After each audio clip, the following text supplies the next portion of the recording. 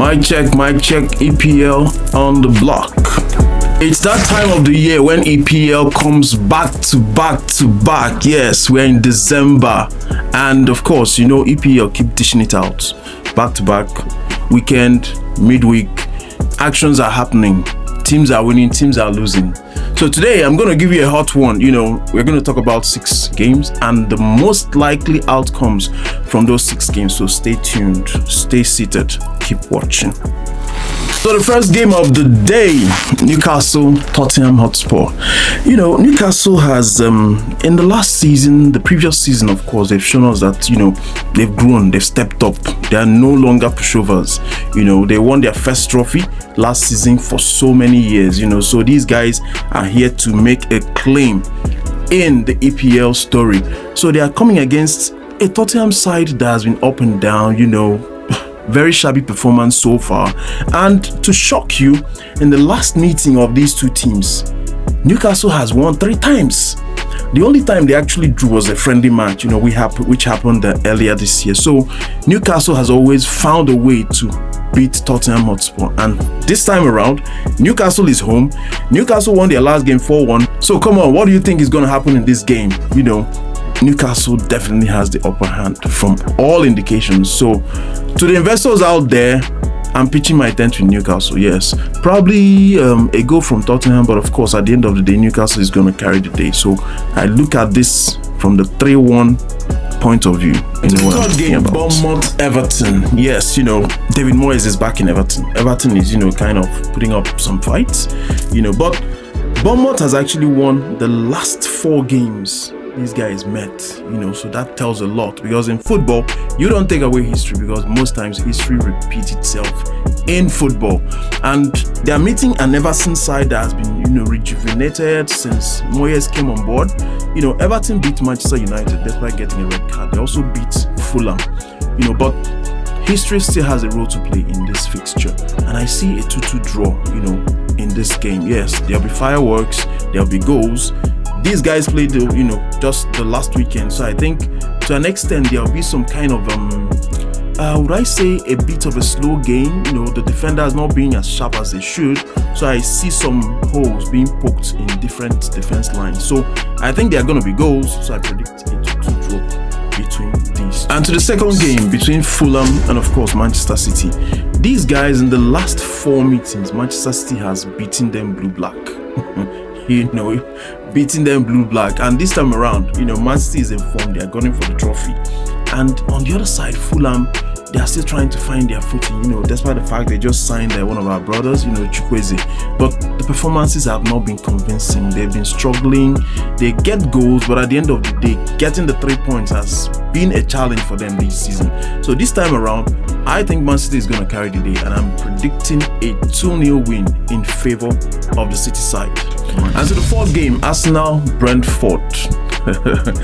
I wanted to say Arsenal is going to come out as wounded lions, but truth be told, they didn't expect what they got against Chelsea, and I don't know if they are going to come out as wounded lions, considering the fact that they still have a good number of players injured, both in the defense and of course in the attack. But against Brentford, on a very good day, I give it to Arsenal, and I think this one Arsenal is going to take it, because that team is like the best informed team in the world right now. They are the most informed team in the world right now. So I think Arsenal is going to take these 3 points. Max, Arsenal is at home, by the way. So Brentford is not going to pose much of a threat in this game. So I predict a 2-0 win. A 2-0 win in favor of Arsenal. So the Gunners are going to gun this time around. Yes, Leeds United, Chelsea, the world champion coming against Leeds United. By the way, Leeds United, they've shown that, they are not pushovers, they are not scared of the EPL teams, because they just came up from, the championship. But in a couple of games, they've really shown good character.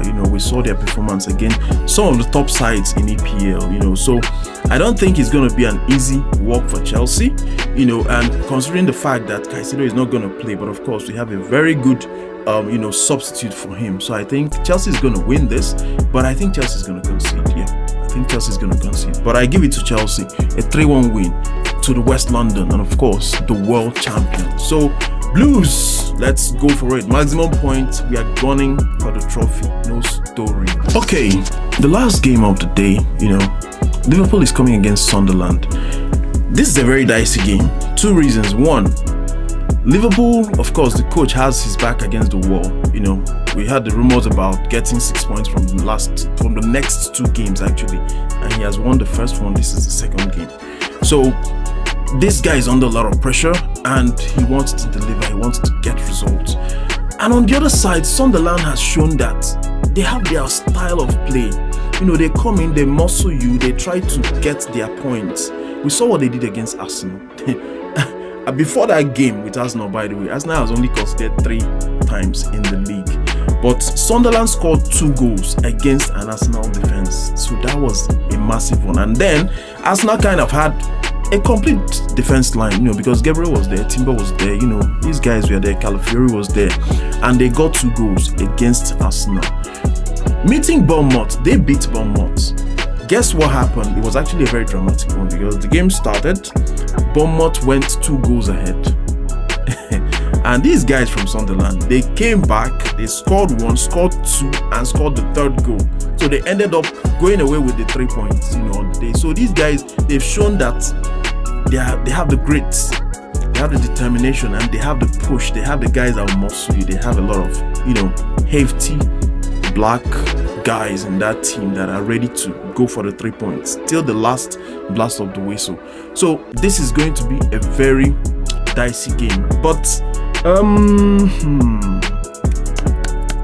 I give it to Liverpool.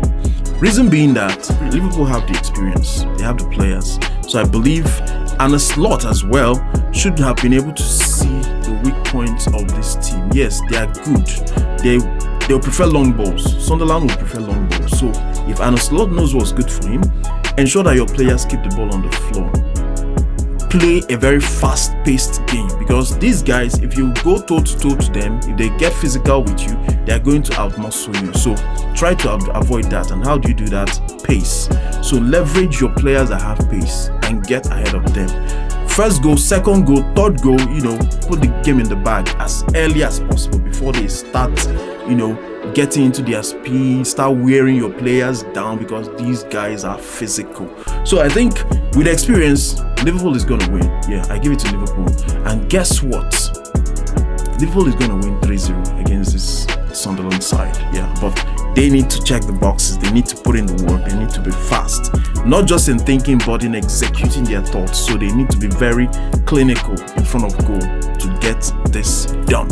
So this is a summary for what I have for you today. Yes, so guys, as an investor, invest wisely, invest only what you can afford to lose, and of course, keep smiling to the bank. Stay tuned.